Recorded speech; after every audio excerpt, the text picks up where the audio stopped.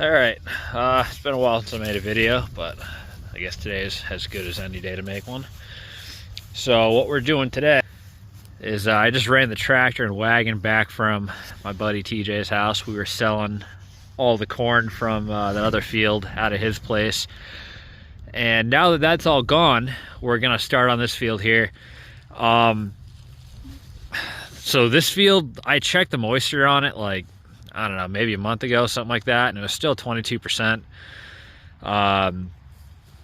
Still higher than I'd like it to be, but because it is a silage variety and they plant it so late, it tends to hold on to its moisture longer than a grain variety. The reason they plant late is because the custom chopping crew that chops all the corn for us for the herd of dairy cows here, they come out of Connecticut, and we're pretty much their last stop. They don't usually get to us till, a couple weeks before November. So we plant late on purpose. That way there's still enough moisture in the plant to ferment when we go to put it in the bunk. If we plant when we're supposed to, April, May, something like that, we get a little worried that it might get a little too dry for it to, it might not ferment in the bunk. So, that's why this corn is historically always so wet every time I go to run the combine through it. The reason we don't chop this, like I've said in a couple videos, is we run a corn maze here. That's what this is. And corn maze runs until like first week in November, I believe. By then the custom chopping crew is long gone, and they're not going to come back for 7 acres of corn. So that's when I run the combine through it and sell what we can off it. A lot of guys are buying it for hogs and whatever else. They'll grind it up for cattle. So, but just drop the tractor off. I'm gonna make the walk of shame all the way back up to the farm, grab the combine, run that down, and then see what kind of trouble we can get into. Man, it's cold today, like 24 degrees right now. It's a long ride back from TJ's house on an open cab tractor, but I got a guy coming for a load of corn. I'm gonna unload right from the combine into his truck. He knows it's not dry. He's gonna feed it out quick, so cut him a deal on that, so I don't have to go through the trouble of trying to dry it and everything else. What I do get off the field here, my grain dryer is not up and running yet. I've been slacking on that, so I'm gonna put the aeration fans in it, see how dry we can get it, and then go from there. So stay tuned for all that fun. All right, I've had her running for probably half an hour now. Shift linkage just froze up. I couldn't get it out of stuck in second gear. Couldn't get it out of second. But I went through. I had to patch some holes in her. The tailings auger there, this is rotted out. I'm gonna see if I can just get a whole new door for it instead of patching that. Had to duct tape the hell out of the auger tubing there. I was supposed to go through and patch this thing up this fall before I used it, and I had the issue with the brakes, never got around to it, so she's held together with duct tape right now. But she gets it done. But the best part of this combine is the heater cranks in this thing, so we're in good shape there. So it was a cherry seat, the damn mice got a hold of it. So that shit didn't really work. Or that. So, new problem. This morning I went to go fire it up and I couldn't get the shifter to move, so I had to like work it back and forth, got it freed up. Don't know when that happened because I drove it over here like a month ago and it was fine, maybe 2 months ago. So I got it to where I could go in a second and first, but I couldn't get the shifter to go all the way to the next gate for road gear.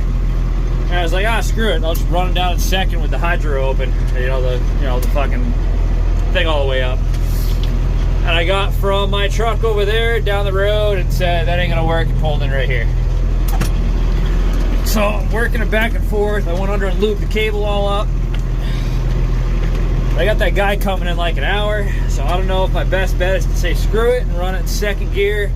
Obviously not down the road because it's going to be crawling, but maybe down the farm and then out back. That way, and then just leave the combine in the field till I get the shift cable sorted out. Oh, this is awesome. Well, I guess we're taking the scenic route. We're going to go through the farm, probably out in the north side pasture and cut across that way at a snail's pace. I guess it's wide open for second gear.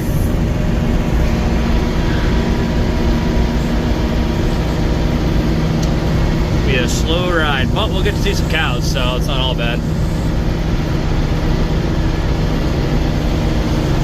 There's the heifer lot up here. Calf barn down there. They're cleaning that all out. There's usually a pen right along that feed trough on the left side.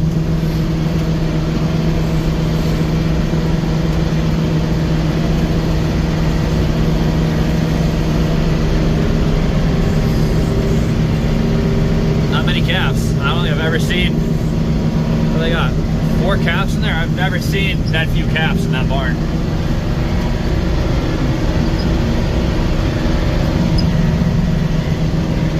But we're gonna go all the way down that dirt road, come up on the brush line and go out that way. So it's gonna take a little while for sure, unfortunately.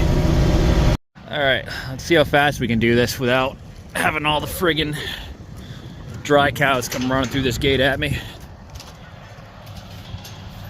And of course that gate ain't gonna stay shut and that rock ain't gonna do nothing.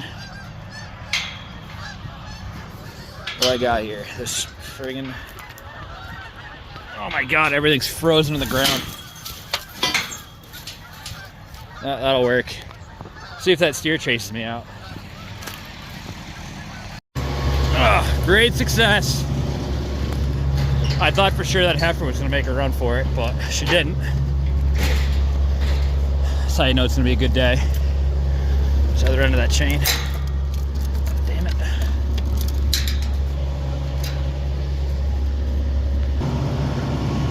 Yeah.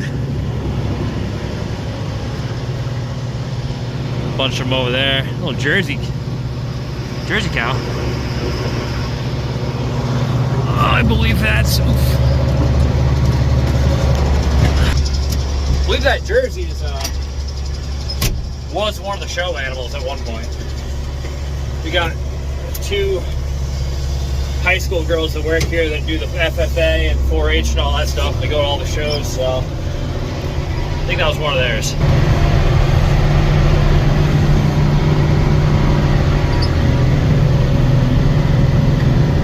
He's dinner. So yeah, we'll make this run all the way up here, down the road, down to that end. Cornfields over there.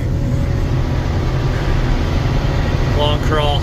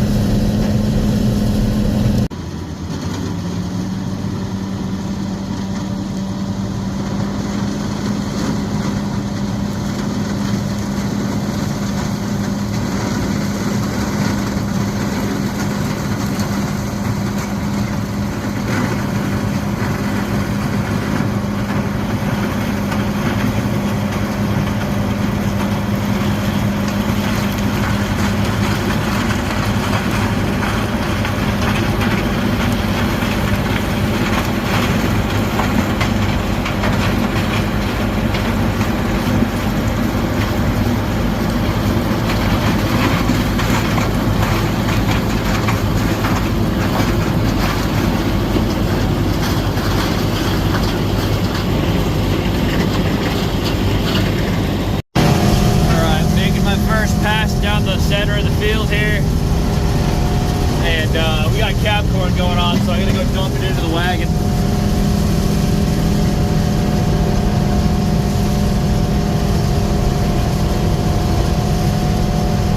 Oh shit.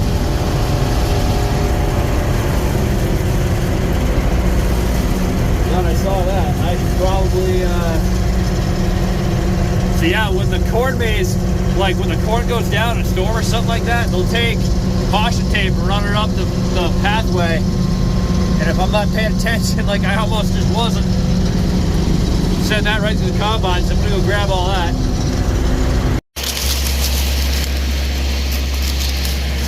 That could have been shitty.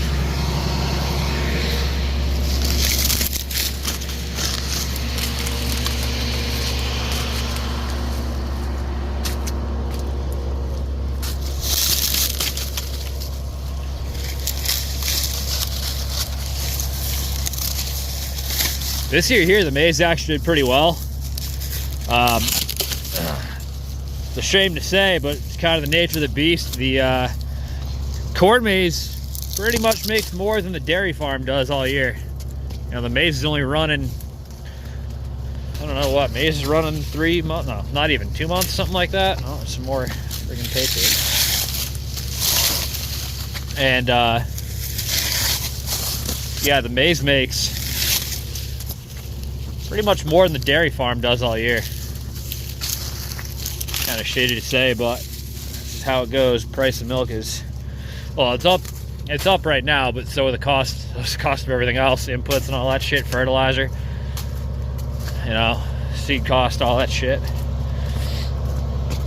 But this year here they did pretty good. Last year it was so wet all last year that they had like the worst numbers I've ever had since doing it. I think they started in like the early 2000s.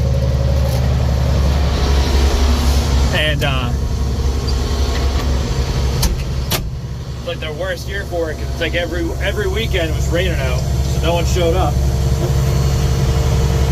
But this year here, it was super dry towards the end of the fall there, so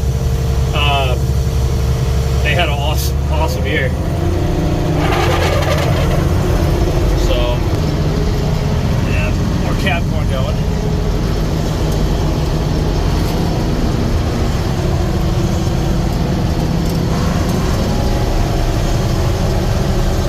So yeah, we'll get to the end of the row here, and then we'll go dump it in the wagon.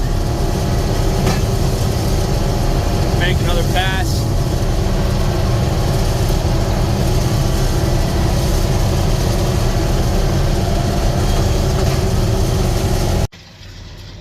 Yeah, I really hate that I gotta shell all this corn out in February, but I'm leaning up against the muddy wheel.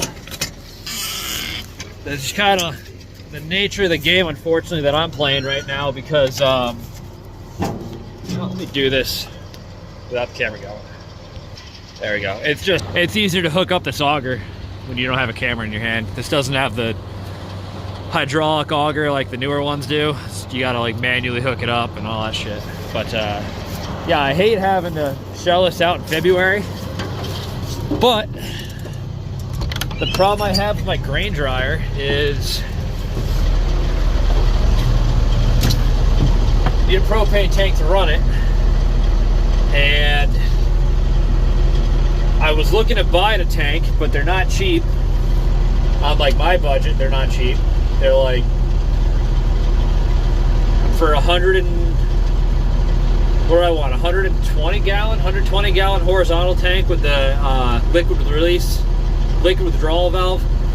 It's like $1,400. Like anytime a cheaper one comes up than that, it gets grabbed before I can get out there to grab it. So I could have a propane company come out and I could rent the tank, but they don't really want to do that because I don't have a slab to put it on. It would basically be sitting out in the field, and I don't want to do that either because this isn't my property. So I don't want to just leave a propane tank there and then like it's in the way for whoever. And not only that, like I can't even bring it to my house and set it up there because then I got to truck it from here an hour out to my place to do it. It just doesn't make any sense. So It is what it is. But I mean, if I could buy the seed for this field here and just give it to her and, like, you know, put it in early, if I knew for sure I was gonna get given the field that year, I would just buy the seed and then plant it myself early so that it's ready to go when all my other stuff is. But I don't know, maybe I should look into that. But leave that door open. So we're gonna pull up to the wagon here.